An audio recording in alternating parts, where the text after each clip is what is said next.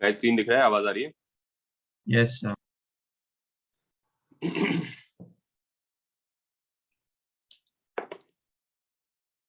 Okay, सो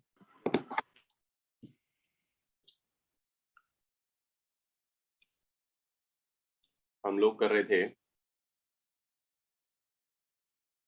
पीटो tube, मैंने तुम लोगों को बताया था, और साइफन बताया था, और हमने वो प्रॉब्लम किया था। हाँ, लास्ट टाइम हम एक प्रॉब्लम कर रहे थे, तो उसमें एक चीज ये हो गया था which may be some of you didn't see later because the class had ended, was that actually जब मैंने इक्वेशंस लिखा था उसका, तो ये आंसर आ रहा था for the what were we trying to find there, चीज का फाइंड करना था।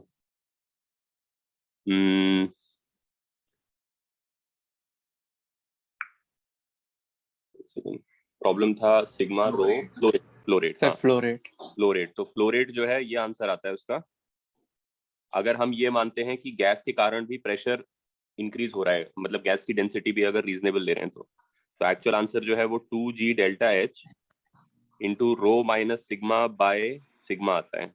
सो some of you had initially given me this answer and I had said incorrect, but that is not the case, this is actually correct, क्योंकि मेरा भी यही आ रहा था। मुझे जो आंसर याद था इसका वो था जिसमें ये अप्रोक्सीमेशन हम मान चुके हैं कि sigma is very very small compared to rho. ठीक है, या अगर तुम सॉल्व करते टाइम ऑलरेडी ही मान चुके हो कि sigma is very very small compared to rho, तो तुम फिर वो गैस के इंक्रीज ऑफ प्रेशर भी अकाउंट में नहीं लोगे, तब तुम्हारा डायरेक्टली वो आंसर आ जाएगा। लेकिन अगर तुम यहाँ पे भी अप्रोक्सीमेशन लगा दो तो ये वाले सिग्मा को ड्रॉप किया जा सकता है।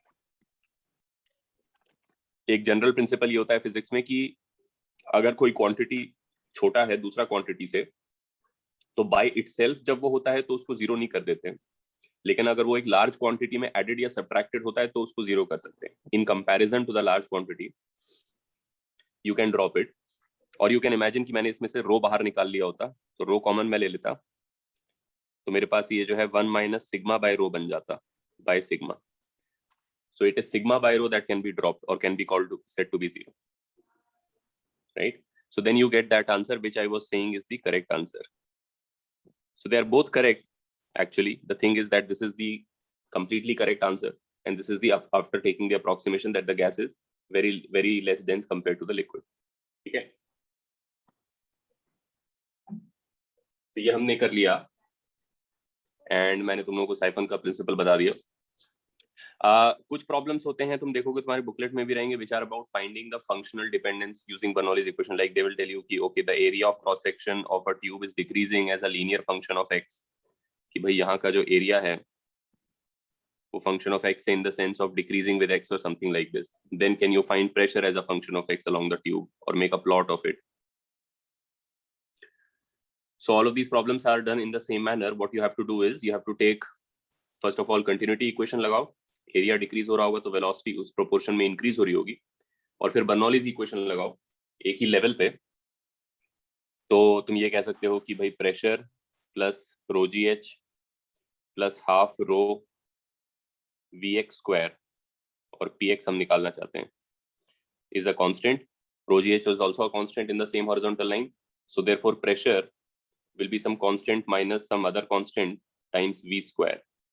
और साथ में तुम यहाँ पे ये कह सकते हो कि एरिया जो है वो इनवर्स इन x है, तो वेलोसिटी जो होगा वो डायरेक्टली प्रोपोर्शनल टू x होता होगा,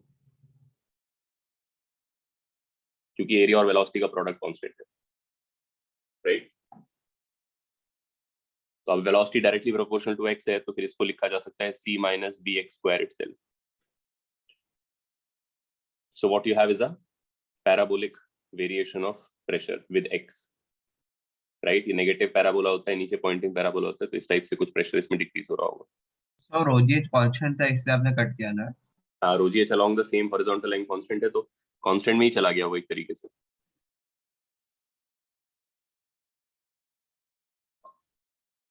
ठीक है, तो इस टाइप के प्रॉब्लम्स होते हैं जिसमें कि pressure as a function of x find करना होता है व्हेन गिवन द एरिया और radius as a function of x, तो then you have to apply continuity and Bernoulli's.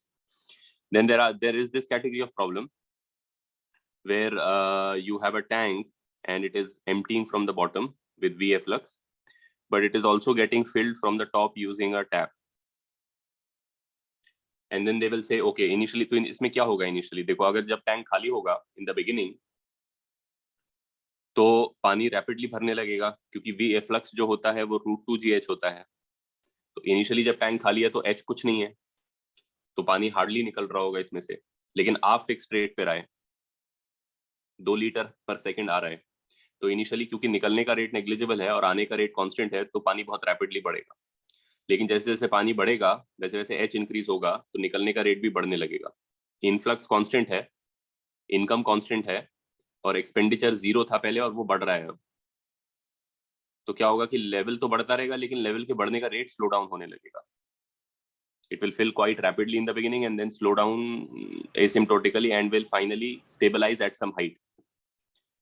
How would you find that height?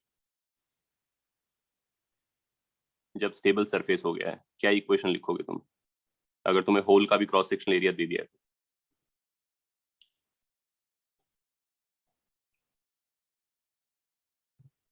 Sir दोनों पे वो point और भी ले लेंगे, वो दोनों आर्बिट्रेरी पे, ऊपर एक ए और नीचे बी, और फिर बर्नौलीज इक्वेशन लिख देंगे।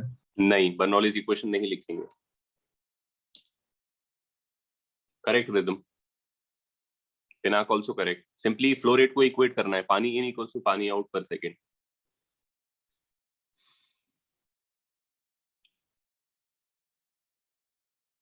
जब इतना एफ्लक्स वेलोसिटी हो जाएगा कि जितना वॉल्यूम फ्लो रेट बाहर है उतना ही अंदर है, जब ये इसके बराबर हो जाएगा तो पानी का लेवल फिक्स हो जाएगा, क्योंकि जितना पानी पर सेकंड आ रहा है उतना बाहर चला जा रहा है।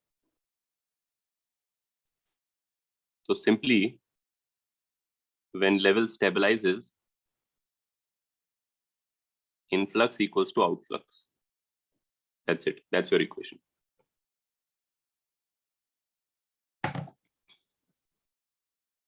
समझा?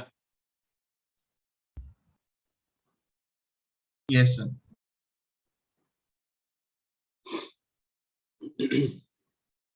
ठीक है, तो इस टाइप के प्रॉब्लम्स रहेंगे, कुछ कुछ तुम्हें मिल जाएंगे। अब हम आ जाते हैं लास्ट टॉपिक पे, then we'll be done with our ideal fluid mechanics. Last topic जो है is basically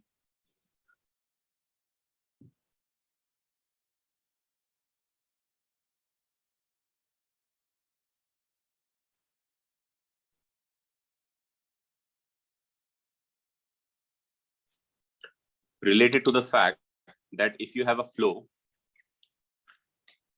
it must have a thrust, meaning it can apply forces on things. If you throw water at something, it experiences a force because water has mass. हाँ ओम, it will become constant, height will become constant after that point. And Siddhant, Bernoulli's equation will not be wrong here. Bernoulli's equation is already applied. ये Bernoulli equation से ही आता है, तो वो लग चुका है already. So applying it again will not give you anything. The matter of the surface stabilizing at a fixed level is really a continuity problem. That the volume in is equal to volume out. It has nothing to do with Bernoulli's equation anymore. हाँ Harshit, √2GH is always the velocity of efflux under the approximation that A is much smaller than capital A. If A is not much smaller than capital A, then the velocity of efflux is, we had already found this. Proper answer उसका ये है। और अगर small A को बहुत small compare to capital A कर देते हैं तो ये टर्म गायब हो जाता है नीचे वाला, तो फिर केवल √2GH बच जाता है।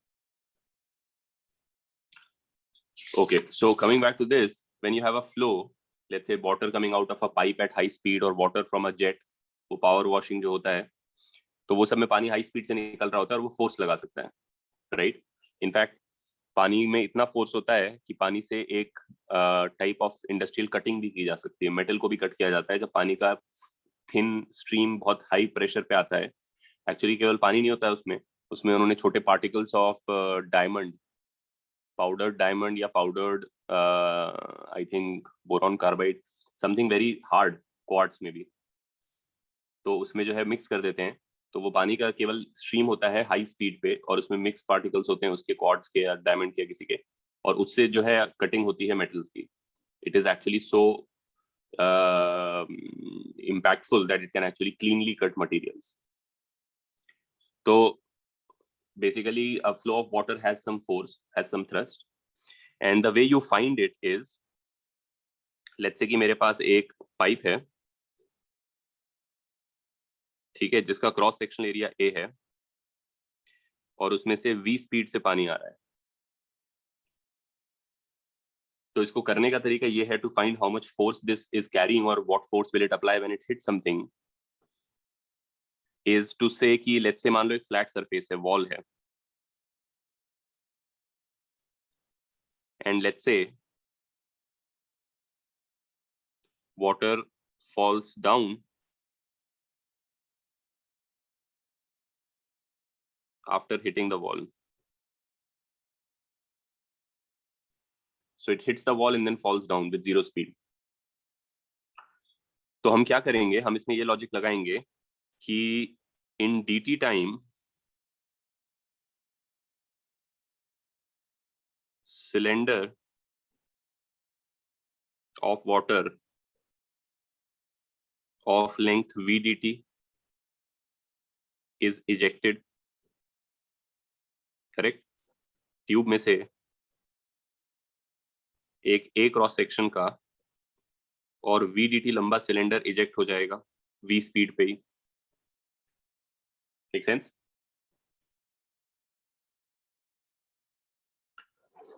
तो जो मास इजेक्ट हुआ है वो कितना है, तो जो वॉल्यूम इजेक्ट हुआ है वो कितना है, ए V D T.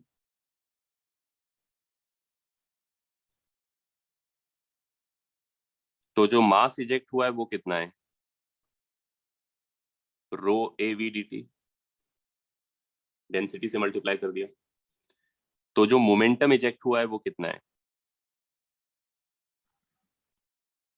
Mass into speed.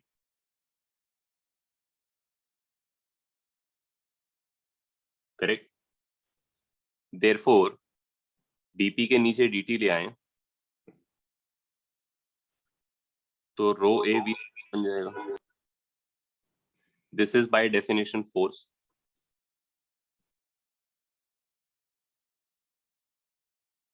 अगर मान लो ये पानी जो है इस वॉल को हिट करके इलास्टिकली रिबाउंड कर जाता,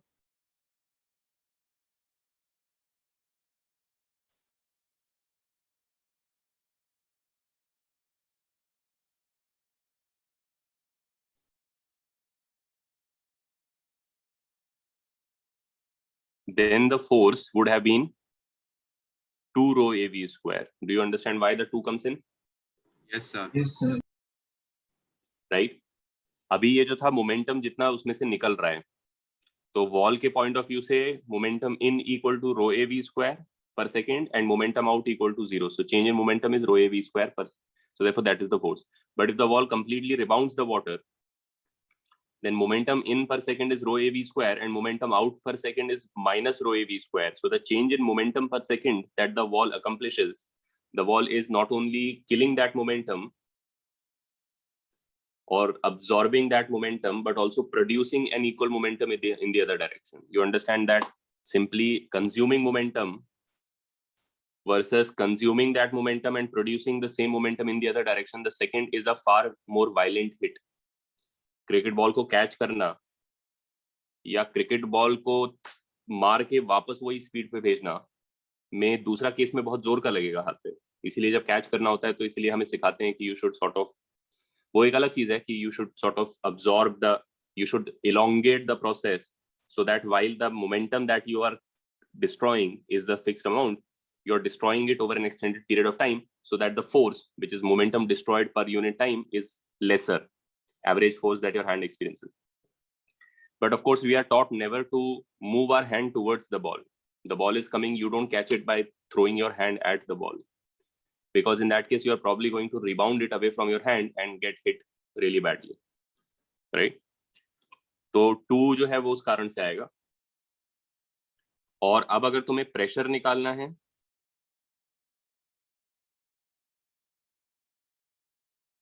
तो वो भी तुम निकाल सकते हो। वो क्या होता है, फोर्स पर यूनिट एरिया।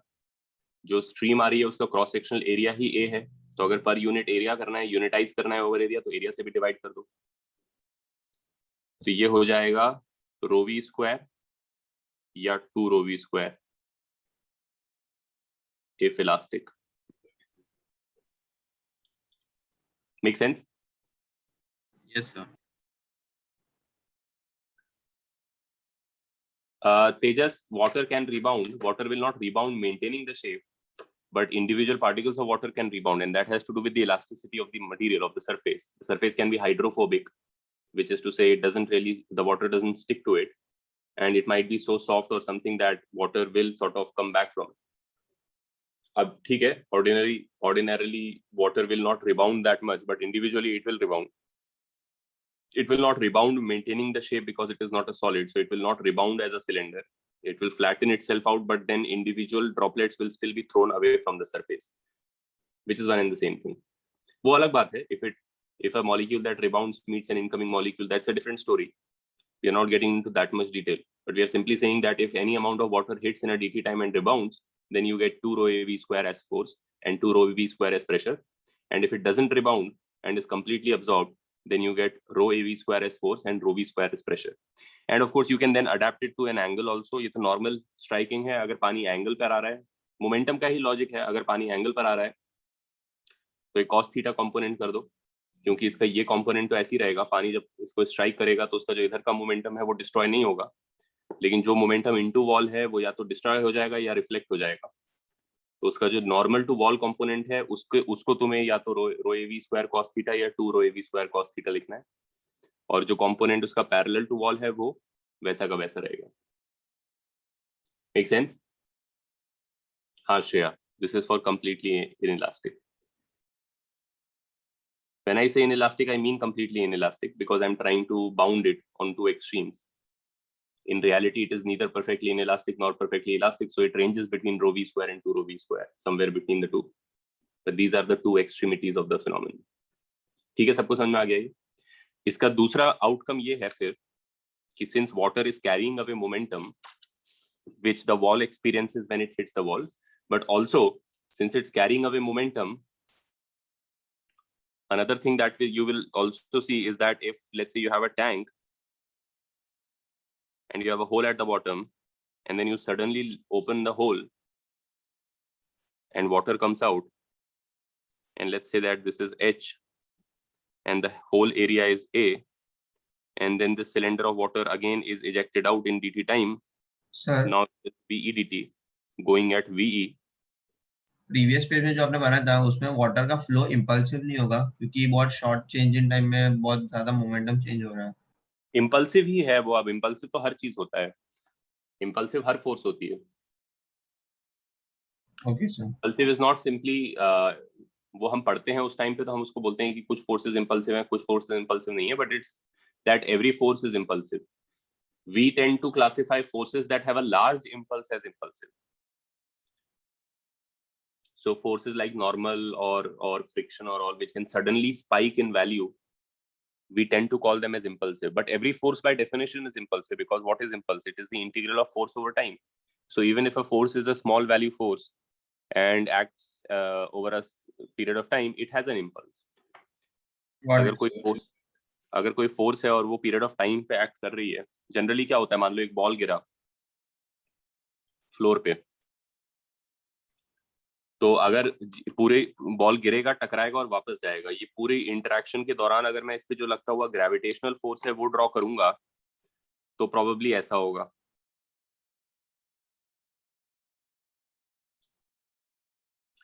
और जो फ्लोर्स के साथ नॉर्मल है वो ड्रॉ करूंगा तो क्या होगा, बहुत देर तक कुछ नहीं होगा, और फिर during the interaction it will spike to some very large value and then will fall back and be zero. Correct?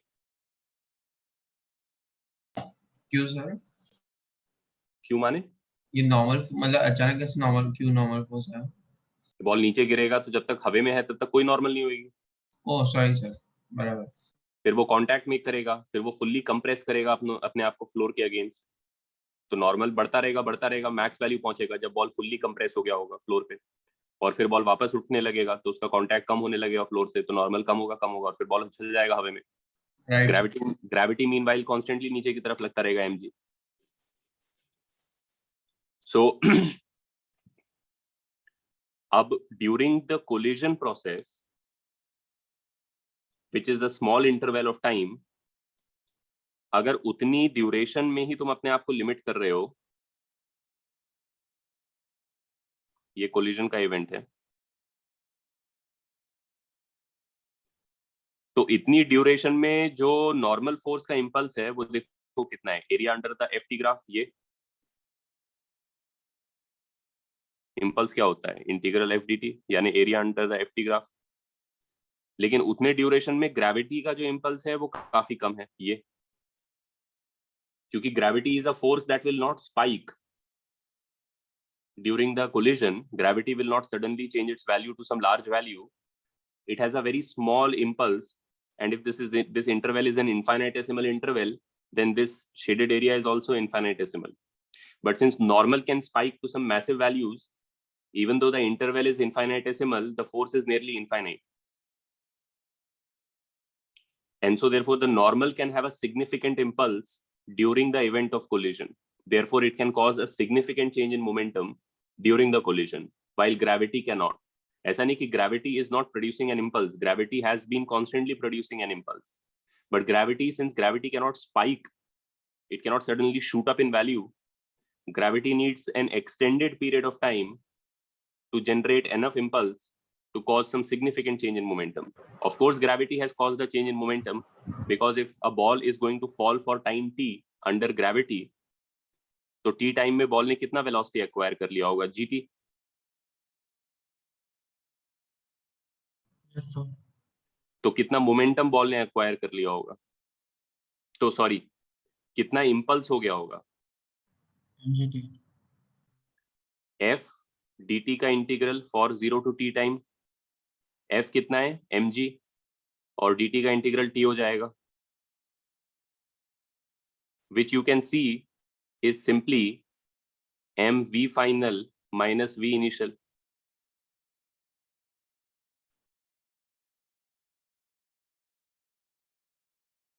Are you guys following what I'm saying? Yes sir. So the ball falls for some time t and it acquires a speed gt, and so for that duration t the gravity has had an impulse of mgt, which is the change in momentum for the ball. But if gravity only acted for a dt amount of time, then the impulse would also be infinitesimal, mg dt, क्योंकि mg is a finite force, its value cannot change on demand. Therefore the impulse that gravity would generate in a dt interval would be negligible, and that's why for events like collisions and all, gravity can be thought of as a non-impulsive force. Force तो सारे ही impulsive होते हैं, क्योंकि impulse की definition है integral f dt. But forces which cannot suddenly shoot up in value cannot generate enough of an impulse in an infinitesimal interval of time. Other forces like normal can shoot up. ये ball अगर मानो floor sufficiently strong है और फूटेगा नहीं, और ball भी sufficiently strong है, फूटेगा नहीं, तो बॉल को हैवी करते जाओ या और जोर से फेंकते जाओ, नॉर्मल उतना उतना स्पाइक करता जाएगा, लेकिन ग्रेविटी तो एक कांस्टेंट वैल्यू रहता है और वो स्पाइक नहीं करता है। तो इसलिए हमने क्या किया है कि सारे फोर्सेस को सॉर्ट ऑफ दो ब्रॉड कैटेगरीज में क्लासिफाई कर दिया है। Forces which can suddenly shoot up in value like normal, friction, tension. तुमने एक रस्सी से एक बॉल को बांधा और फिर छोड़ दिया अचानक से, तो बॉल जब नीचे गिर के रस्सी टॉट होगा, जब तक बॉल फ्री फॉल में है तब तक रस्सी में कोई टेंशन नहीं है। जैसी पहली बार वो टॉट होगा तो इस रस्सी में जो टेंशन है वो सडनली स्पाइक करेगा टू सम लार्ज वैल्यू। वो वैल्यू बॉल के mg के बराबर नहीं होगा पहले। Are you following what I'm saying? Yes sir. You will suddenly have a spike in tension, and once that, and then the ball will sort of bounce around a little bit, so that you will keep having smaller and smaller spikes of tension till eventually the ball comes to rest and the tension is exactly equal to mg. But before that, when the string first became taut, the tension could spike to a very large value. So tension becomes an impulsive force, because for a dt interval of time, tension ka integral over time can be a decent value. But things like mg, things like spring force kx, they cannot spike on demand. Therefore, we have classified them as non-impulsive forces. But you have to understand that no force is non-impulsive. Every force is impulsive by definition. Okay? So when you say, is this an impulsive force or is this not an impulsive force? What you're really asking is, where does it lie on the spectrum of being an impulsive force? It's not a binary choice. Every force is by definition impulsive. But naturally जिन forces का sudden hit हो सकता है, sudden spike in value हो सकता है, उनको हम लोग इम्पल्सिव बोलते हैं, और बाकी जो अपना वैल्यू मेंटेन रखते हैं constantly like mg and all, उनको हम नॉन इम्पल्सिव बोलते हैं. So it's really a matter of what the force can do in a small interval of time. So anyway, coming back to our body of water, and Prerit पूछ रहा है how is the length of the tube V dt, because water is coming out at VE, so in dt time VE dt length will come out. ठीक है, तो ये container ने कितना momentum उधर फेंक दिया है?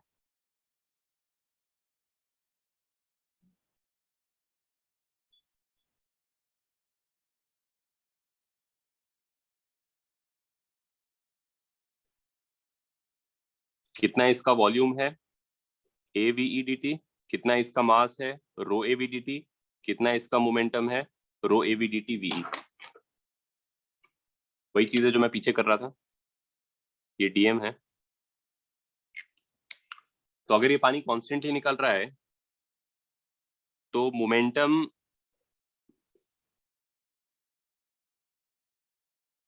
थ्रोन टू द राइट पर सेकंड कितना हो गया?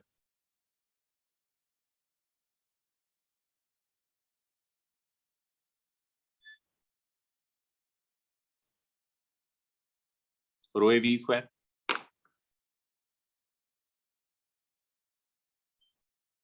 ठीक है, and since it is going to the right, therefore the container must also be experiencing this force by Newton's third law, or by conservation of momentum, which is one and the same thing.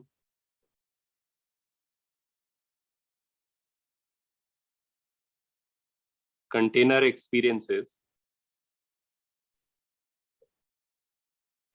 this force to the left. Do you guys understand?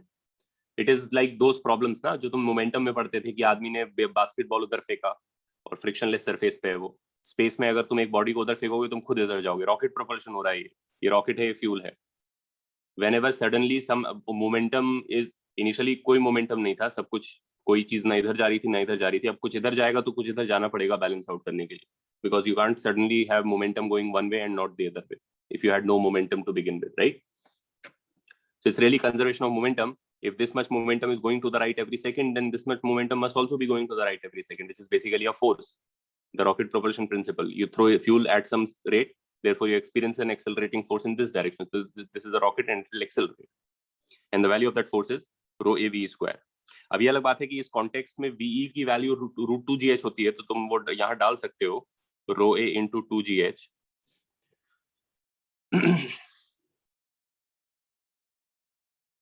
Correct? And you can also see that if you want to find the acceleration of the container, then you can divide this by the mass of the water in the container. And let's say if the container is massless, only the water has mass, then you can divide this force by the mass of the water to get the acceleration of the container. But the mass of the water here will be proportional to the height of the water. कुछ cross sectional area A होगा, मान लो इसका cross sectional area A है, तो मैं यहाँ लिख सकता हूँ कि if container is massless,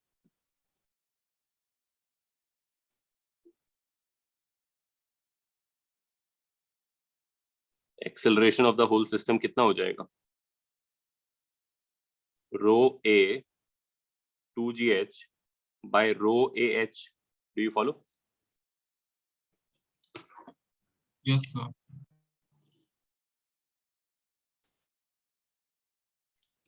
And you can see that that comes out to be independent of both the density of the liquid and the height of the liquid in the container.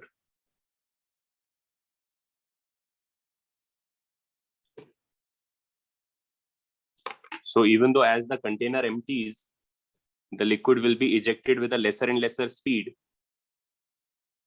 and therefore there will be a lesser and lesser force on the container. But since the container has also emptied, there is less and less mass to accelerate. So it just turns out that these two factors cancel each other out, and the container accelerates at a constant acceleration, which is independent of the height, remaining height of the liquid. Do you guys understand? But इसमें एक चीज है जो इसमें मैंने ignore मार दिया है. Of course, can you tell what is it that is being ignored here completely? So he neglected the area, right? वो ठीक है, neglected the area of the whole, which is fine. वो वही, like I said, you don't ignore a small quantity when it is by itself. You ignore it in relation to a big quantity. हमने जब ignore किया था तो उसको ignore किया था in the expression that looked like this.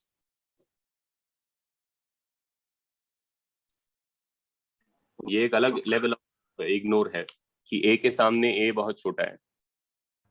We Like- considered VE to be constant Why is it not constant? because the height changes. No, I haven't considered it to be a constant. I have written VE as a function of h. Right, sorry, sir, got it. But it should have. नहीं, Pinaka friction की बात नहीं है, friction कहीं पर भी नहीं है, ये टेबल पर हम रखा ही. रिलेटिव वेलोसिटी कंसीडर करते हैं क्या इस केसेस में? वो भी एक करेक्ट बात है. Yeah, but over here we are neglecting the velocity of container thrust Correct. force. That is one thing. That is also true.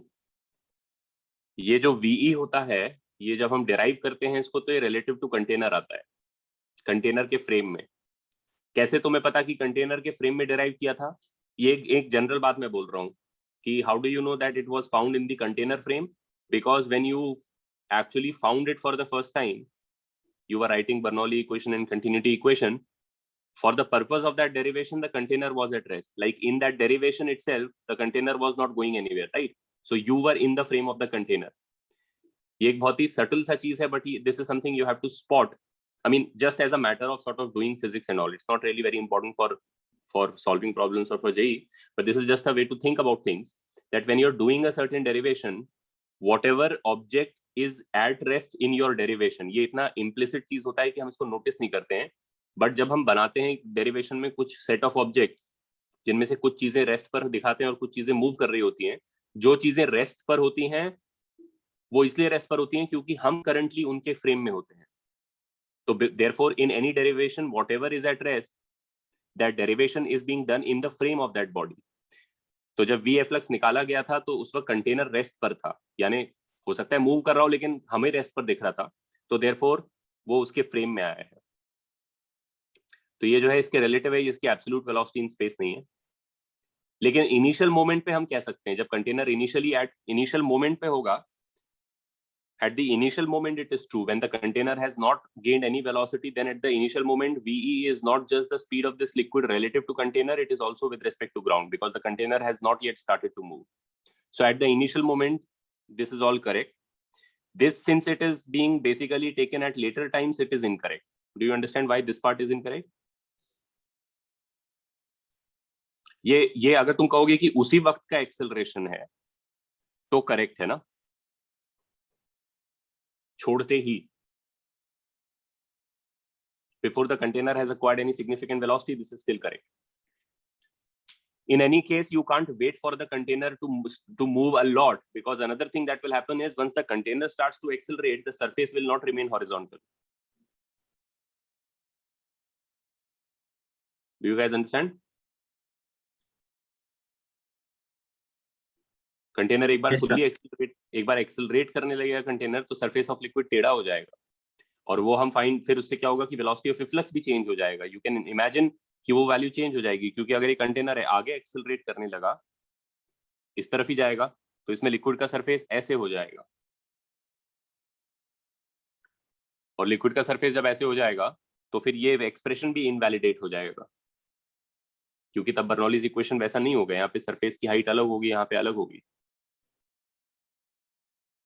और ऐसे भी प्रेशर का वेरिएशन होता होगा. तो तुम्हें जब यहाँ पे निकालना पड़ेगा बर्नौलीज इक्वेशन लगा के, तो different value of velocity of reflux आएगी. एक्सेलरेटेड कंटेनर में से √2gh नहीं निकलेगा, ठीक है.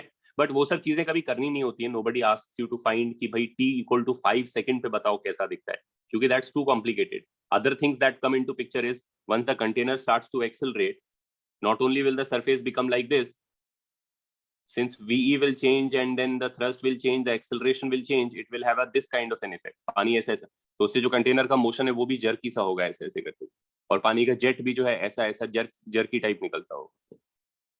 So of course that's a very irregular or a non-uniform motion, and nobody is expected to find that kind of motion in time. This is all at t equals to 0. ठीक है?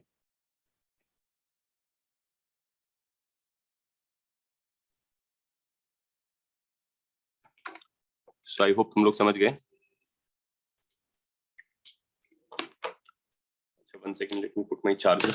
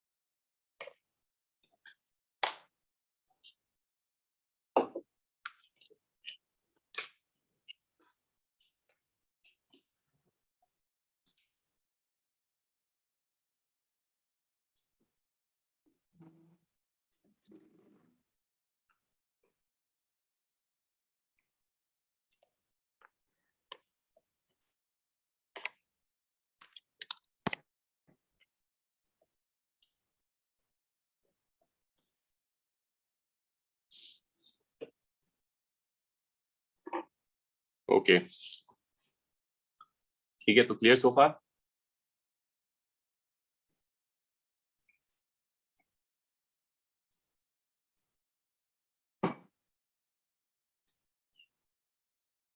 कुने वो relative velocity ही है और वो ground frame velocity ही है. At t equal to 0, they are one and the same thing because the container has not started to move yet. And this is only all of this is only valid at t equals to 0. None of this is being done at a later time. Nobody will ask you to solve this equation at a later time because of the various complications I described. Things will change in very complicated ways. It is not simply a matter of कि भाई later time पे हम velocity of container निकाल लें और फिर relative कर लें और ठीक कर लें उसको. Container में पानी का level टेढ़ा हो जाएगा, उससे oscillations induce हो जाएंगे, सब कुछ irregular हो जाएगा. So all of this is only valid at the instant you remove the stopper or whatever. ठीक है? All right. नहीं, Setu, I didn't give any problem. This just a discussion of this topic.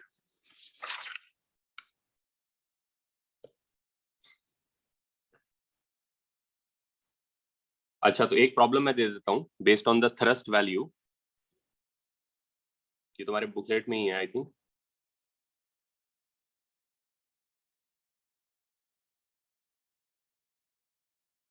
कि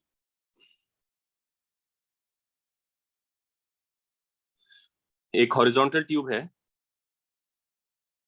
उसमें से पानी 20 speed से निकल रहा है.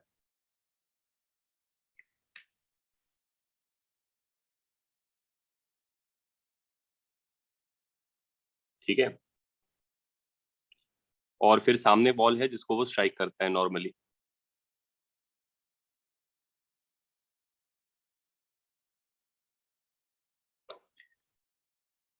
और फिर नीचे गिर जाता है.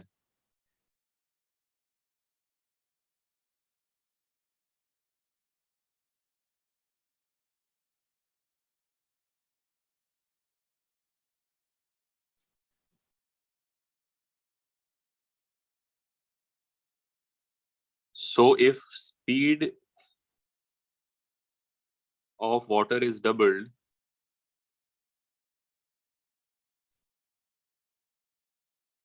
the thrust on wall and the energy loss per second which is also basically the thermal power, because the energy loss will become heat. R.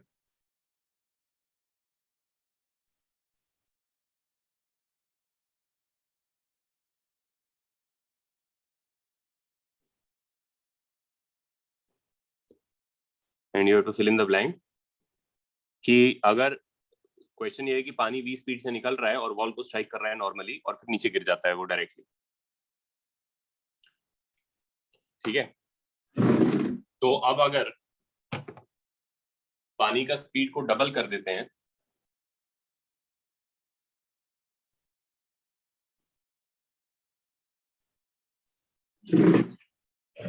पानी का स्पीड को यदि डबल कर देते हैं तो उससे इन दोनों क्वांटिटीज पे क्या इफेक्ट पड़ेगा? कौन सा quantities? Thrust experience by the wall and the energy loss पर सेकेंड और द थर्मल पावर जनरेटेड। तुम्हें तो बताना है कि दोनों के साथ क्या होगा। Doubled, tripled, doubled, quadrupled, same, same, that is what you have to say. नहीं सिद्धांत, एरिया ऑफ क्रॉस सेक्शन की जरूरत नहीं पड़ेगी क्योंकि वैल्यू नहीं निकालना है, बस बताना है कि वो डबल हो जाएगा, क्वाड्रुपल हो जाएगा, ट्रिपल हो जाएगा, सेम हो जाएगा, हाफ हो जाएगा, वैसे बताना है।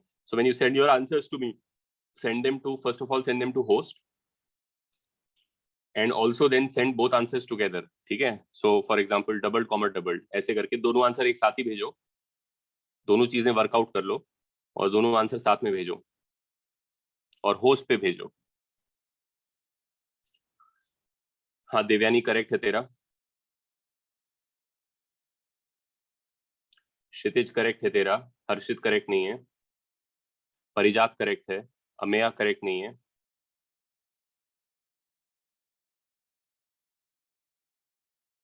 अर्नव करेक्ट है A50,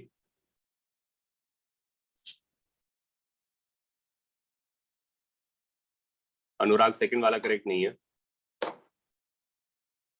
आइविन करेक्ट नहीं है, चिन्मय करेक्ट है B57,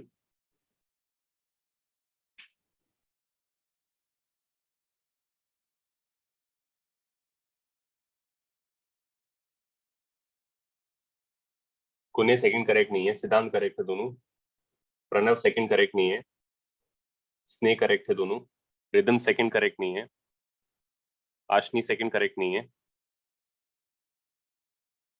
श्रेया सेकंड करेक्ट नहीं है,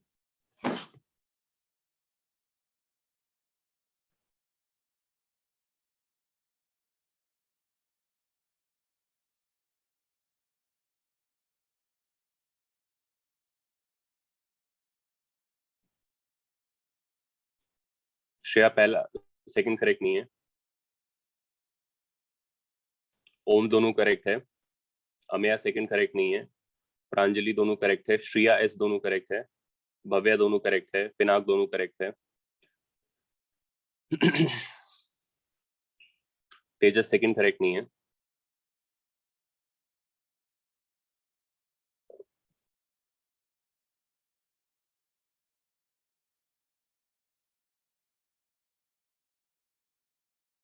चिन्मय दोनों गलत है A56 चिन्मय, सेतु सेकंड गलत है,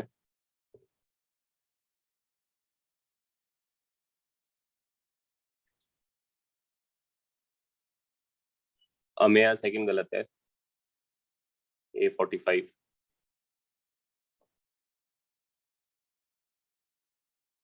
श्रेया सेकंड गलत है, श्रेया C146, श्रेया करेक्ट है, A87 श्रेया दोनों करेक्ट है, हर्षित सेकंड गलत है, सेतु दोनों करेक्ट है, कुने सेकंड गलत है, फर्स्ट वाला तो तुम सब लोग ही मोर और लेस करेक्ट कर रहे हो, सेकंड वाला गलत कर रहे हो।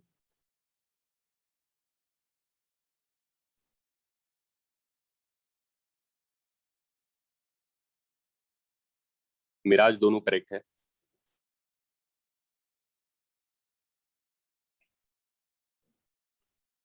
आर्यन दोनों करेक्ट है A52,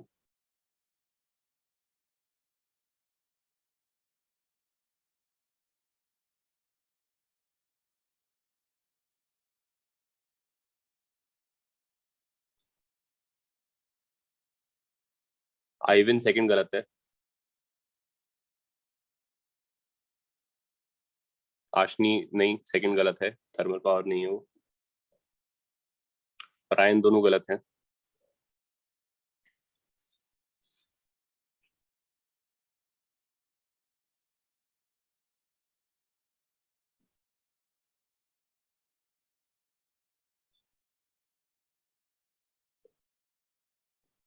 तेजस दोनों करेक्ट है।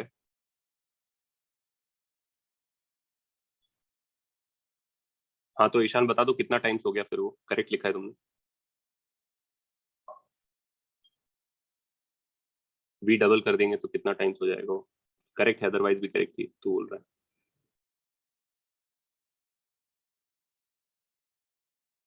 श्रीन सेकंड गलत है।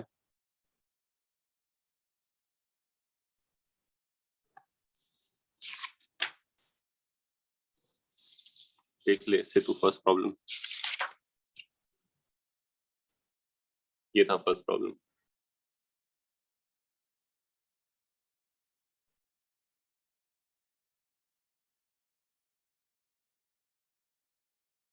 चिन्मय सेकंड गलत है। हर्षित दोनों करेक्ट है अभी। सर हो गया। ठीक है, तो इसमें जो है आंसर हो जाएगा क्वाड्रुपल्ड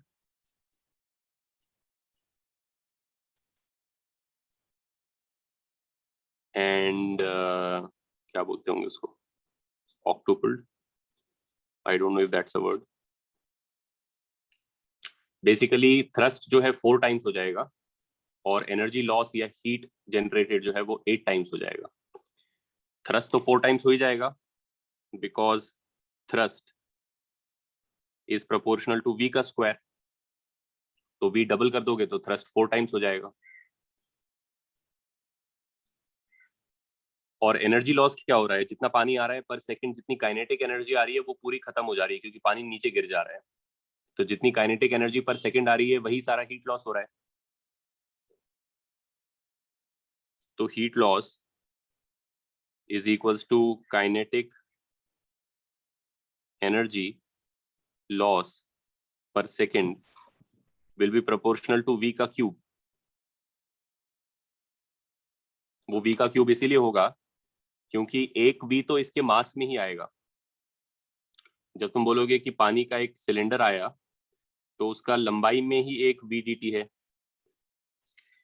तो उसका जो मास है वो कितना हो गया, रो ए वी डी टी, ये तो मास ही हो गया उसका। तो उसका काइनेटिक एनर्जी कितना हो गया, हाफ मास वी स्क्वायर।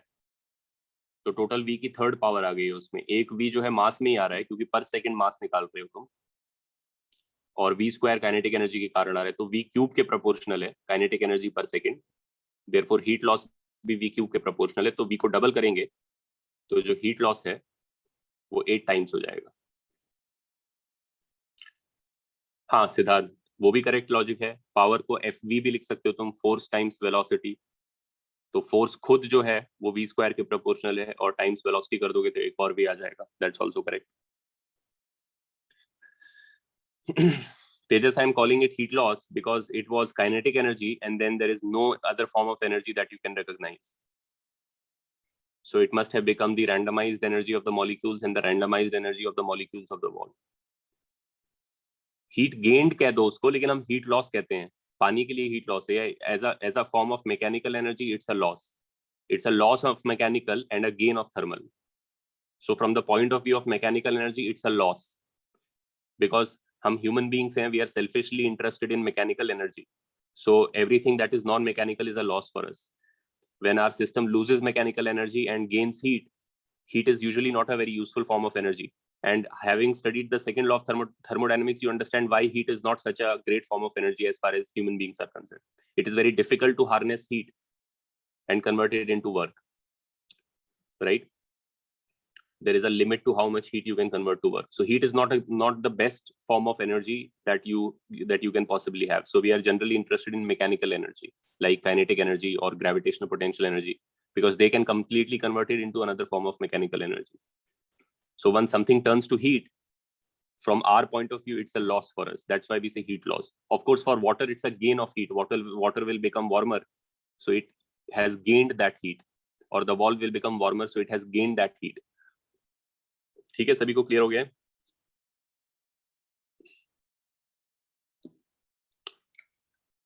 तो इसके साथ ही हमारा आइडियल फ्लूइड मैकेनिक्स खत्म होता है.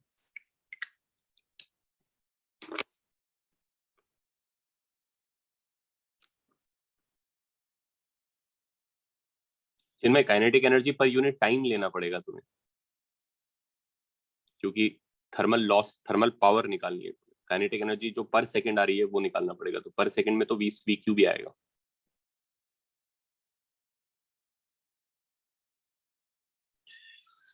So now what we are going to do is, we have basically studied the statics and the dynamics of ideal liquids, meaning our liquids, the molecules or the particles of the liquid had no long range forces between them, right? They could only apply forces on each other normal to the contact. Like marbles put together, they were only able to apply normal forces on each other. अच्छा हाँ, venturimeter Devyani मुझे बताना है तुम लोगों को. Venturimeter का भी सेम प्रिंसिपल है जो हमने ऑलरेडी डिस्कस किया है. It is really the Bernoulli's equation, but let me just quickly tell that to you also, because you might see a problem or two on this. Venturimeter जो होता है वो basically इस तरीके से होता है कि जो हमने कल पीटो ट्यूब टाइप पढ़ा था उसका प्रिंसिपल है, लेकिन पीटो का लॉजिक नहीं लगता है इसमें और भी बेसिक लॉजिक है. सिंपली बर्नौलीज इक्वेशन है कि एक ट्यूब है जिसमें क्रॉस सेक्शन आगे नैरो हो जाता है, तो इसके वाइडर पार्ट में एक वर्टिकल ट्यूब है और इसके नैरोअर पार्ट में एक वर्टिकल ट्यूब है जो ओपन टू एटमॉस्फेयर, और इधर फ्लो चल रहा है.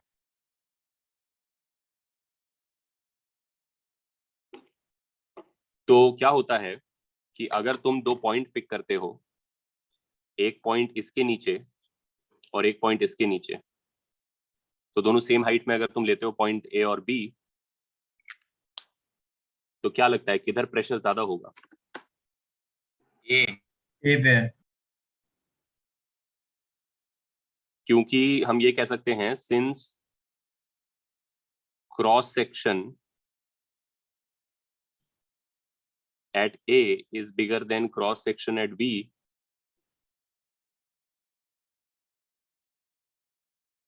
therefore velocity at A is smaller than velocity at B.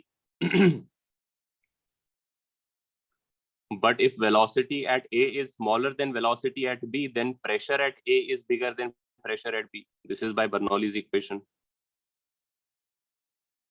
This was by continuity. Do you all follow? अब तक तो ये क्लियर हो ही चुका है तुम लोगों को, क्योंकि रो जी एच तो दोनों पे सेम ही आएगा, वो कट जाएगा, तो केवल प्रेशर और हाफ रो वी स्क्वायर बचेगा. तो इधर हाफ रो वी स्क्वायर कम है तो इधर प्रेशर ज्यादा होना चाहिए. और क्योंकि ए पे प्रेशर ज्यादा है बी के रिलेटिव, तो ऊपर जो स्टैटिक कॉलम ऑफ लिक्विड को वो सपोर्ट करेगा, वो टॉलर कॉलम को सपोर्ट करेगा. ये स्टैटिक पानी है, और यहाँ पे छोटा कॉलम को ये सपोर्ट कर पाएगा. यहाँ पर भी पानी है अंदर,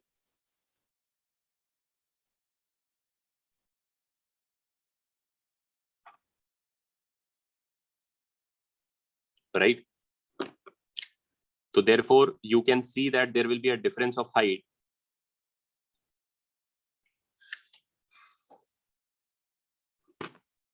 and you can simply say that PA is PB plus rho G delta H. Do you guys understand this equation? Yes, sir. So by measuring the delta H, you can find the pressure difference between AB. And if you can find the pressure difference between AB, then you can find the flow rate. Because then if you reverse में apply Bernoulli's, कि PA plus half rho V square plus rho GH equals to PB plus half rho V square plus rho GH cancel हो जाएगा, PB minus PA निकल गया है delta H major करने से, तो हाफ रो वी स्क्वायर वाला term का डिफरेंस आ जाएगा. तो अगर तुम्हें कहीं पे स्पीड पता है तो कहीं और पे स्पीड मिल जाएगा. Basically then you can find the flow rate. Does it make sense to you? So the venturimeter can let you find the flow, the flow rate, basically in terms of being able to measure the height difference in the two columns of static liquid. You have to understand कि ये column of static liquid यहाँ से वहां तक है. ये अलग बात है कि इसमें इधर का liquid ऐसे travel कर रहा है, लेकिन ऐसे static मान सकते हैं उसको if you are sufficiently far away from where the curvature is.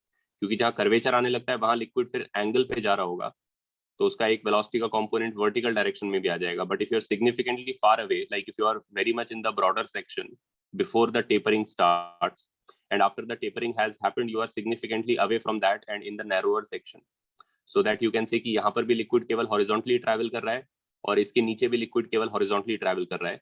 तो vertically वो static है, इधर भी vertically वो static है. तो effectively ये column जो है यहाँ से यहाँ तक है और ये कॉलम यहाँ से यहाँ तक है. सिंपली फिर U2 वाला प्रॉब्लम है कि प्रेशर डिफरेंस केवल जो है हाइट के डिफरेंस से दिखाई दे रहा है. Make sense? So this is the principle of the venturimeter, and in general, not just the venturimeter, but you can be given any problem where some arrangement is made in a flow, and due to different cross section area, you're having different speed, therefore different pressure, and then you can have a difference of height in the vertical columns, and by measuring the difference in height, you can tell something about how fast the liquid is flowing underneath the two tubes, right? तो ये हो गया इसका story. P2 tube मैंने तुम लोगों को बता दिया, साइफन बता दिया, मैनोमीटर बैरोमीटर हो गया, वेंचुरीमीटर हो गया. तो फ्लो रिलेटेड सारी चीजें हमने कवर कर ली. तो लाइक आई सेड, अभी तक जो हम डिस्कशन कर रहे थे वो आइडियल लिक्विड का था. आइडियल लिक्विड में केवल नॉर्मल फोर्सेस लगते हैं when the particles are in contact. So there are only forces which are normal to the contact area. But the two marbles cannot apply a parallel kind of a force on each other, right? They cannot apply this kind of a force on each other. But now if we sort of introduce this feature into our ideal liquid to make it a little more realistic, we will say that if molecules are side by side and if one molecule is starting to move, then there is also a tangential force.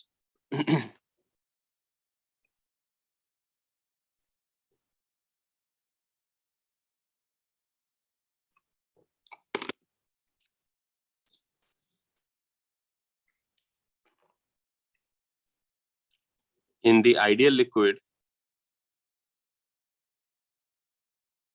adjacent particles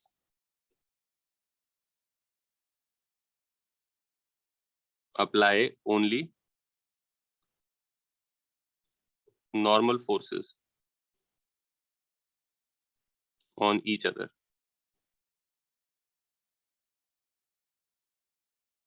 Right?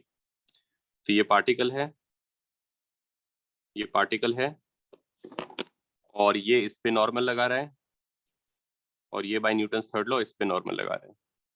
यही normal जो है pressure का कारण बनते हैं, जो हम pressure discuss कर रहे होते थे अब तक. बट रियलिस्टिक लिक्विड में क्या होगा कि अगर ये पार्टिकल है और ये पार्टिकल है और मान लो ये इसके रिलेटिव v से उधर जा रहा है, तो इस केस में क्या है, एक सेंस में तुम क्या कह रहे हो कि स्मूथ है ये, मतलब मॉडल ऐसा है कि पार्टिकल्स को स्मूथ माना जा रहा है. ऑफ कोर्स उसका कोई मतलब नहीं होता है. फंडामेंटल स्केल पे जब पार्टिकल्स होते हैं तो उनमें स्मूथनेस की इशू होती नहीं है, क्योंकि पार्टिकल्स वैसे भी कभी फिजिकल कांटेक्ट में नहीं होते हैं. They are a little distant from each other and the repulsion is a purely electrical repulsion, right? तो अब जब तुम्हारा पार्टिकल ऐसे चलेगा तो वो जो लॉन्ग रेंज फोर्स है उसका कंपोनेंट आएगा जो उसको रोक रहा होगा. It's like now the particles have sort of like a magnetic attraction, and so going past each other is also going to get retarded. They will not be able to, like if you take two spherical magnets, they will tend to stick.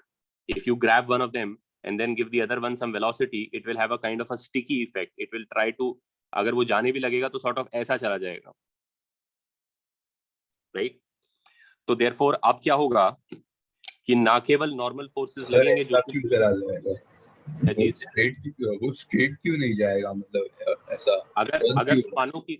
अगर तुम मानो कि इनके बीच में electrical forces हैं, attractive forces भी हैं, मान लो ये स्फेरिकल मैग्नेट जैसे हैं, अगर ये सिंपली मार्बल जैसे हैं तो मार्बल पे तभी फोर्स लगाएगा जब तुम उनको एक दूसरे में प्रेस कर रहे होगे, हाँ सर। लेकिन दूर जाने में उसे कोई प्रॉब्लम नहीं है। तो ऐसा जाने में भी कोई प्रॉब्लम नहीं है, तुम इस मार्बल को फिंगर से रोक लो और इस मार्बल को हल्के से मारो तो ये सीधा चला जाएगा। लेकिन अब अगर मान लो कि मैग्नेट्स हैं जो चिपकते हैं साथ में, तो एक तो दूर जाना पेनफुल है थोड़ा सा, वो दूर जाना जो पेनफुल है वो अभी हम डिस्कस नहीं कर रहे हैं। यानी इस डायरेक्शन में जो उस लॉन्ग रेंज फोर्स का इफेक्ट है, जो इलेक्ट्रिकल अट्रैक्शन है, उसकी जो इफेक्ट इस डायरेक्शन में है वो बनेगा कारण for surface tension. We will discuss that later. Normal direction में इलेक्ट्रिकल फोर्स का जो इफेक्ट है that will be the cause of surface tension which will keep मतलब वो दीस। थोड़ा प्लेनेट जैसा हो जाएगा क्या? हाँ बिल्कुल बिल्कुल, लेकिन मैं क्या कह रहा हूँ, तुम कॉन्सेप्चुअली डिवाइड कर दो। अब हम बस इतना नया फीचर इंट्रोड्यूस करो अपने आइडियल लिक्विड में कि अभी तक वो सिंपली मार्बल्स थे जिनको आपस में कोई अट्रैक्शन नहीं था। So the only way they could apply forces on each other was by physically pushing each other, but if they were a little away there was no force between them, neither attractive nor repulsive, nothing. I mean, this was completely independent from this. When they were very far away and they had no forces between each other, you used to call it an ideal gas. Then you brought them closer but still did not allow an attractive force. You allowed a repulsive force but did not allow an attractive force. So taking them apart was not a painful experience, but pushing them closer caused a repulsion. That was your model for an ideal liquid. Now you are introducing more feature, more realism, and you are saying, okay, now let's also allow for an attractive force between the two. So taking them apart is also going to require some effort. So they want to stick together. So now your liquid is even more realistic because actual particles in liquid are attracted to each other. There are attractive forces keeping them together. And so now what I'm saying is, if you now sort of switch on that attraction and now they are stuck together like magnets, you will see that effect in two mutually perpendicular directions. When you try to pull them away, that will require some effort on your part. This is called a cohesive force. The force that doesn't let you separate two particles of the same type is called a cohesive force, and that will become the cause of surface tension. Many of such molecules stuck together by that attractive force will behave like a connected surface. So the attractive force in the normal direction will become a cause of surface tension, but the attractive force in the tangential direction, you understand the difference between the normal direction and the tangential direction, right? Yes, sir. This is the normal direction. Along the common normal. Correct. Along the common normal is the normal direction. Along the common tangent is the tangential direction. तो जब मैंने वो attractive force on कर दिया तो उसका effect जब हम नॉर्मल डायरेक्शन में देखेंगे तो उससे हम देखेंगे कि सरफेस टेंशन अराइज होता है। लेकिन उसका इफेक्ट जो टेंजेंशियल डायरेक्शन में जब तुम देखोगे वो तुम्हें तब पता चलेगा जब तुम उनको टेंजेंशियली सेपरेट करने की कोशिश करोगे। जब तुम उनको नॉर्मली सेपरेट करने की कोशिश करोगे तो वो चिपकेंगे और ऐसा हर दो के साथ होगा, तो ये sticking together will produce a kind of a surface effect, a connected elastic membrane. But जब तुम उनको टेंजेंशियली सेपरेट करने की कोशिश करोगे, जो मैं यहाँ करने की कोशिश कर रहा हूँ, तो भी क्योंकि अट्रैक्टेड तो है ही उसकी तरफ, तो ऐसा नहीं जा पाएगा इजीली, वो ऐसा जा सकता है। It will not simply, you will not simply be able to roll it away straight. It will tend to get dragged back. Like if you are only accounting for motion in this line, that motion will get retarded because once it starts to move in that direction, that attractive force is like this and it has a component in this direction. Like later, a little later, when this guy is still here and that guy has maybe gone a little here,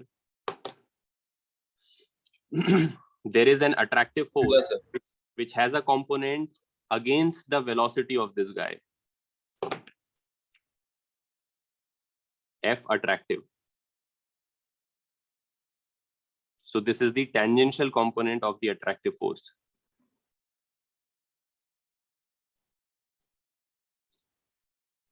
Make sense?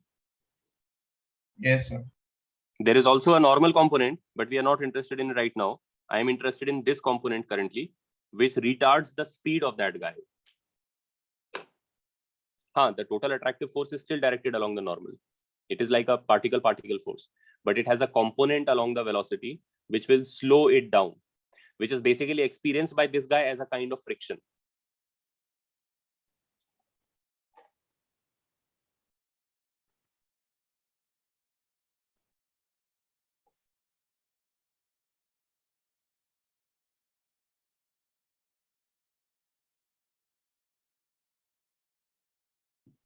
Clear to all of you?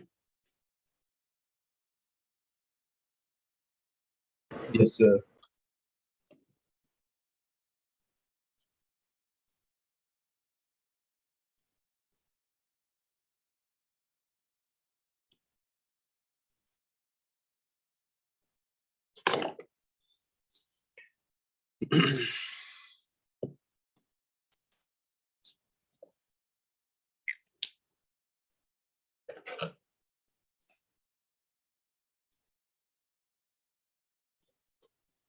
This tangential component of the attractive force is called the viscosity or the viscous force.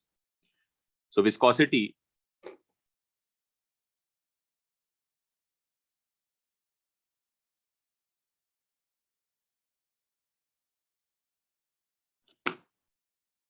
is friction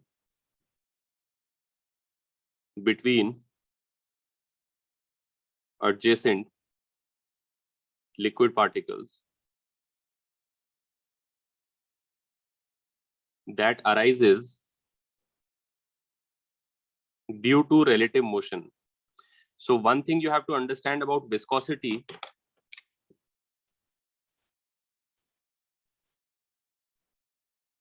is that it is in one sense different from friction between solids.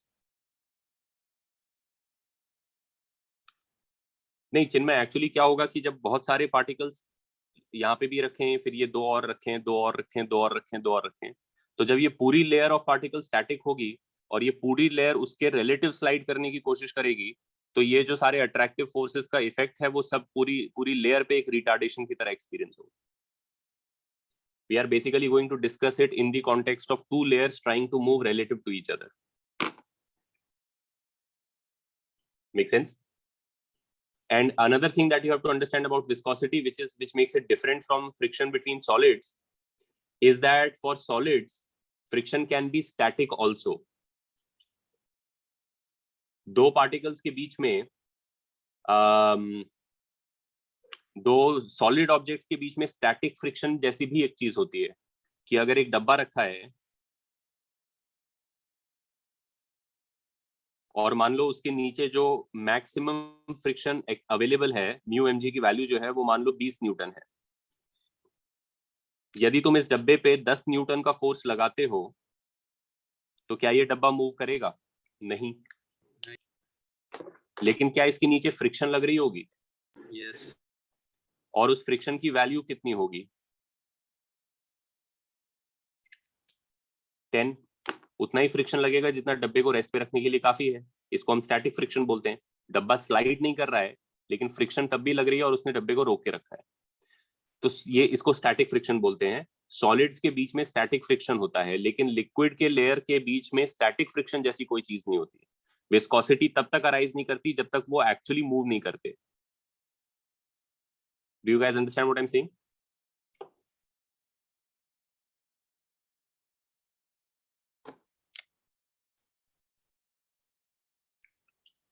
So two layers of liquid, two adjacent layers of liquid do not experience any viscosity, do not experience any tangential force. They do experience normal forces still. When they are in contact, they are experiencing your normal regular force, but they don't experience a tangential force till there is relative motion. Just by being in contact or sort of wanting to move but not being able to does not produce a tangential force. In solids it still does. In fact मेरे हाथों के बीच में भी अभी tangential friction है. मैं इसको slide करने की कोशिश कर रहा हूँ बट वो जा नहीं रहा है. तो ये tangential friction जो है ये solids में होता है even when there is no relative motion. When there is relative motion then you call it kinetic friction.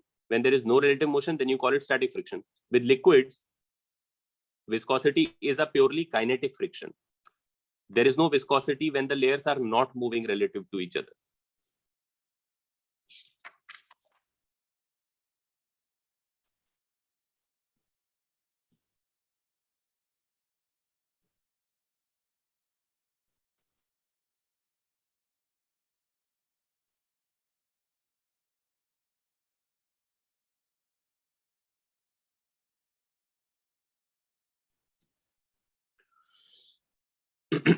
no viscous force if adjacent layers are at relative rest.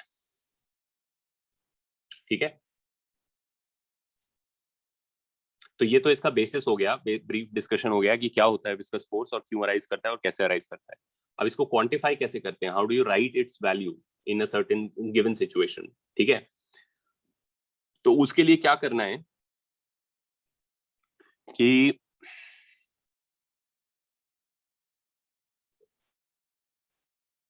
Viscous force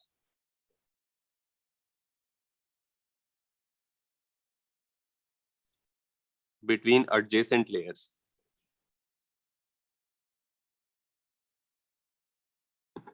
जो उसका formula है वो ये है कि F equals to minus, so it depends on two things. One, it depends on the total area in contact. जितना भी area उनका कांटेक्ट में है उसके प्रोपोर्शनल ये फोर्स होता है. तो अगर कम एरिया कांटेक्ट में है तो कम विस्कस फोर्स है, जितना ज्यादा एरिया कांटेक्ट में आएगा उतना ज्यादा विस्कस फोर्स होगा. It's like Velcro on Velcro. Velcro पता है तुम लोगों को, वेलक्रो वो होता है वो चिपकता है जिससे हमारा शूज एंड बैग.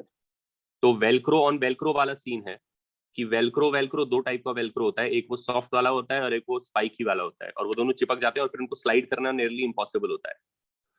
तो अगर दो वेलक्रो में इतना ही चिपकाया है तुमने तो उनके बीच में कम फोर्स है. जितना ज्यादा कांटेक्ट में होगा वेलक्रो उतना ज्यादा डिफिकल्ट होगा उसको स्लाइड करना.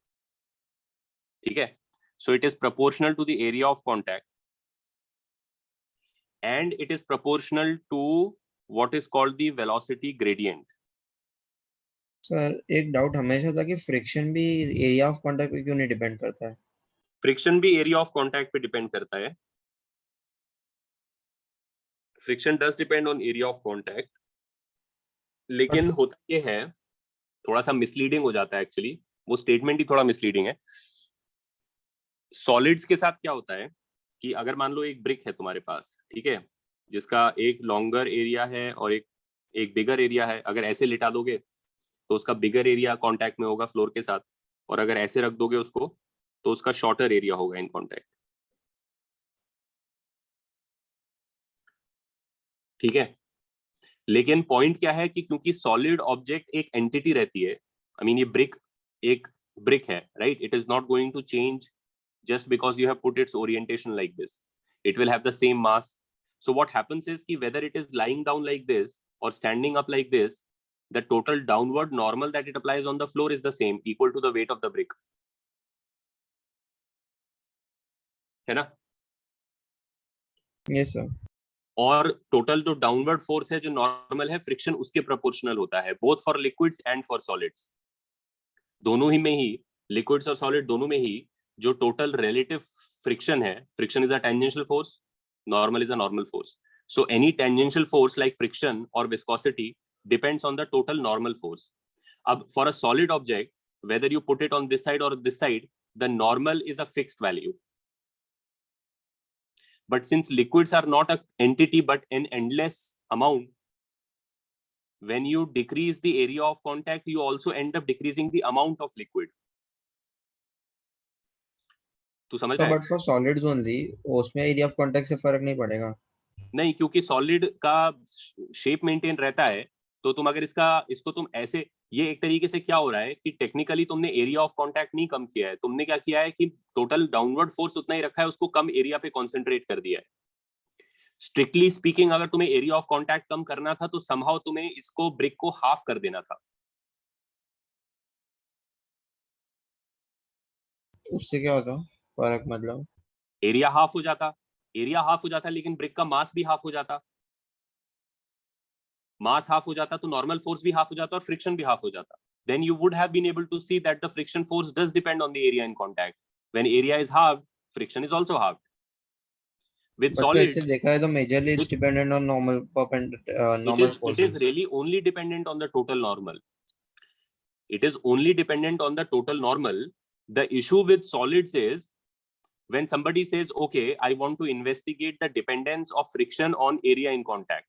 देखो, फिजिक्स में क्यों किसी भी चीज में अगर एक प्रॉपर्टी है ए जिसको हम इन्वेस्टिगेट कर रहे हैं और हमारा सस्पिशन है कि वो बी, सी और डी प्रॉपर्टीज पे डिपेंड करता है, मान लो कुछ भी हो सकता है, कंट्री का जीडीपी है, हम देखना चाहते हैं कि भाई वो टोटल हमारा इन्वेस्टमेंट, टोटल हमारा टैक्स रेट और टोटल हमारा एज ऑफ डेमोग्राफिक पे कैसे कैसे डिपेंड करता है. So we are an economist, we want to maximise the productivity of our country and so we want to investigate. We suspect कि हाँ भाई इन 3 चीजों पे रीजनेबली लगता है कि डिपेंड करता होगा. तो अब कैसे डिपेंड करता है, क्वाड्रेटिक, क्यूबिकली, लॉगरिथमिकली, इनवर्स, डायरेक्ट, वो सब हम समझना चाहते हैं, राइट? तो क्या तरीका होता है, लॉजिकल तरीका क्या होता है, जब तुम ए की डिपेंडेंस बी पे इन्वेस्टिगेट कर रहे हो तो बी को तुम चेंज कर करके देखोगे कि बी को डबल करें तो क्या ए डबल हो जाता है या क्वाड्रुपल हो जाता है. अगर डबल हो जाता है तो बी पे डायरेक्टली प्रोपोर्शनल होगा, क्वाड्रुपल हो जाता होगा तो क्वाड्रेटिकली प्रोपोर्शनल होता होगा. या क्या पीरियोडिकली चेंज करता है, बी बढ़ाते रहते हैं लेकिन ए कभी बढ़ता है कम होता है, बढ़ता है कम होता है, तो मे बी साइनोसॉइडली डिपेंड करता है, who knows. But to investigate the dependence of A on B, you will keep C and D constant while you are changing B, right? Right sir. C की तुम एक value पकड़ लोगे, D की एक value पकड़ लोगे, उनको फिर टच नहीं करोगे, फिर केवल बी को डबल, ट्रिपल, क्वाड्रुपल करोगे. क्योंकि अगर तुम सबको एक साथ चेंज करते रहे तो पता कैसे चलेगा कि ए में जो चेंज आ रहा है वो बी से कितना आ रहा है, सी से कितना आ रहा है, डी से कितना आ रहा है. You can't mix the factors with each other. That's why the correct way of doing an investigation where you want to investigate कि भाई क्या dependence है, is to hold everything else constant and only change the property that you are interested in currently. Then once you figure out this relationship कि भाई इस पे quadratically depend करता है, फिर इसको एक फिक्स वैल्यू पकड़ा दो, इसको एक फिक्स वैल्यू, फिर सी का इन्वेस्टिगेशन करो. अब इधर क्या हो रहा है, तुम करना क्या चाह रहे हो, तुम फ्रिक्शन का डिपेंडेंस क्रॉस सेक्शनल एरिया पे इन्वेस्टिगेट करना चाह रहे हो, right?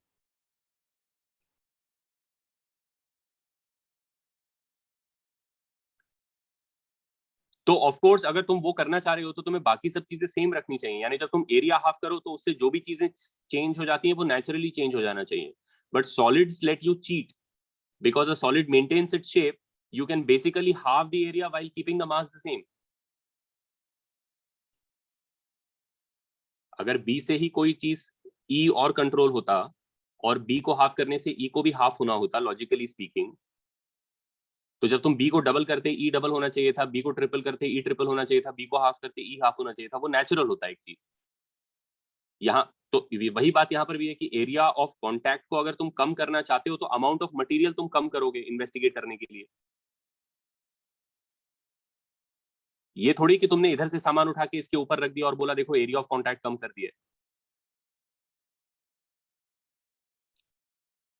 Is it making sense? Yes sir. तो सॉलिड्स के साथ ये इशू होता है, अगर तुम टेक्निकली एरिया हाफ करके देखना चाहते हो तो उसका करेक्ट तरीका होगा कि ब्रिक को कट कर दो और बाकी हाफ फेंक दो, तो एरिया ऑफ कॉन्टैक्ट हाफ हो गया. और वो तो लिक्विड्स में भी होगा ना कि ऐसे ओरिएंटेशन लिक्विड्स बदल में के. होता ही है ना. लिक्विड्स में अगर तुम लिक्विड एक ट्रे के अंदर रखा है तुमने और तुम एरिया ऑफ कॉन्टैक्ट उसका हाफ करना चाहते हो तो कैसे करोगे?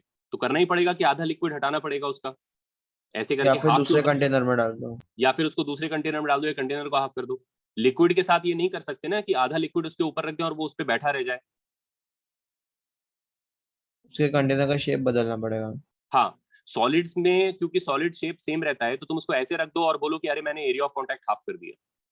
ये टेक्निकली करेक्ट नहीं है. तुमने ऑब्जेक्ट तो वही रखा है अभी भी, तो इसीलिए उसका टोटल डाउनवर्ड नॉर्मल चेंज नहीं हुआ है, तो तुम्हारे हिसाब से फ्रिक्शन चेंज नहीं हुआ है, तो तुम्हारा गलत कंक्लूजन आ रहा है कि अरे देखो एरिया मैंने चेंज कर दिया तो भी फ्रिक्शन चेंज नहीं हुआ, therefore it must not depend on the area, which is fine for solids. You can still believe that and it's okay. ये unnecessarily long discussion है, इसको यहीं पे खत्म करते हुए मेन पॉइंट ये है कि एरिया ऑफ कॉन्टैक्ट पे डिपेंडेंस है. अगर लिक्विड 10 मीटर के ऊपर बैठा हुआ है, 10 मीटर स्क्वायर पे, वेलक्रो वाला एग्जांपल पकड़ो क्योंकि ये हर जगह पे लगता हुआ फोर्स है, तो जितना एरिया इन कॉन्टैक्ट रहेगा उतना टोटल फोर्स एक्यूमुलेट हो जाएगा, aggregated force, right? And the other thing it depends on is what is called the velocity gradient, which we will talk about in the next lecture in detail. And then there is of course a proportionality constant, क्योंकि equality लगाना है तो उसके लिए एक ईटा सामने लिखते हैं. ईटा हम लोग पहले भी देख चुके हैं I think. Eta is efficiency of heat engine, but here in this context it is called the coefficient of viscosity and it is a property of material.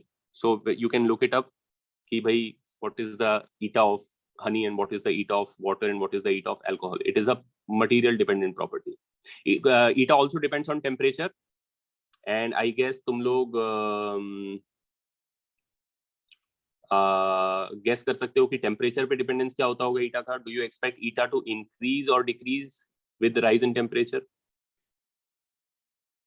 From just normal common sense? Decrease. eta decreases with temperature. Decreases. क्योंकि again go back to the molecular scale, if the marble is trying to go away but the attractive force is keeping it, then it experiences a bigger eta. You say that the liquid is more viscous, it is harder to flow on itself. But when you increase the temperature at the molecular scale, you are making things more chaotic. And if things are more chaotic, they have more energy, it is harder for them to hold the hands of their neighbors, which is what is keeping them together. अगर तुम imagine करो कि एक solid object is really a liquid of infinite viscosity, कि भाई ये जो बीच का attractive force है इतना strong कर दो कि वो जाने ही नहीं दे, तो फिर वो जो है basically solid बन जाएगा. तो a liquid is basically with eta turned down to some finite value so that it can go a little. And if you turn it down even more, it will go easily. And if you turn it down to 0, it will simply go away and you have an ideal gas, right? But also for a certain value of eta fixed, if you increase the temperature, you are increasing the chaos, and more chaos means they find it easier to move past each other because the hand holding becomes difficult. All of these properties which keep molecules together degrade when you increase the temperature, because temperature is basically chaos, and when you increase the chaos, the orderliness, the thing that is keeping them together, will tend to be negatively affected. Okay, so we will talk about this formula the next time and what this dV by dz means, and then we will apply it to various geometrical situations, like for example layer of liquid sliding on layer of liquid, or some kind of a object rotating with a viscous liquid around it, like grease. जब हम कोई rotating shaft को grease लगाते हैं तो वो rotate करता है, तो जो grease के अंदर हो रहा होता है वो क्या हो रहा होता है. So all of those things are basically related to motion between two adjacent layers. So that is what we will be discussing next. All right. Siddhant, क्या पूछ रहा है? Lecture is over. You can leave. Anybody who doesn't have any doubts can leave. Negative sign is because of dV by dz term or because force is attractive. Negative sign is actually to do with the fact that the direction in which dV by dz would be increasing would basically give you, actually इस वाले context में negative sign जो है उतना important भी नहीं होता है. मैं आगे बताऊंगा कि negative sign बता क्या रहा है, but generally जब हम problem solve कर रहे होते हैं mathematically तो हम लिखते भी नहीं है negative sign को. If you remember heat current जब हम पढ़ते थे तो उसमें भी minus KA dt by dx होता था. So you can kind of see that it is of the same form. और उधर माइनस साइन का मतलब ये होता था कि करंट जो है वो dt by dx का जो पॉजिटिव डायरेक्शन है उसके अगेंस्ट जा रहा है, so it is going in the direction of decreasing temperature. This is a force that will also have a similar connection with dv by dz, but over here the minus sign will mean even less than it used to mean here. You will see, because दो layers पे एक पे force इधर लगेगा तो bye Newton third law एक पे इधर लगेगा, तो फिर ये इंपॉर्टेंट होगा कहना कि किसके एफ की बात हो रही है to interpret the minus sign correctly. एक पे अगर आगे लग रहा है तो एक पे पीछे लग रहा होगा रिलेटिवली स्पीकिंग. तो मोस्टली क्या होता है कि जब हम इसके प्रॉब्लम्स करते हैं तो माइनस साइन को हम स्किप ही मार देते हैं. वंस वी अंडरस्टैंड कि कौन से डायरेक्शन में फोर्स एक्ट कर रही है, we don't really need to carry forward the minus sign. वो हम इधर भी करते होते थे. वंस वी अंडरस्टूड कि कैसा चल रहा है तो फिर इसकी कोई जरूरत नहीं होती. ठीक है. रिदम वेलोसिटी ग्रेडियंट मैं नेक्स्ट लेक्चर में एक्सप्लेन करूंगा, हम इसको डिटेल में डिस्कस करने वाले हैं. ठीक है.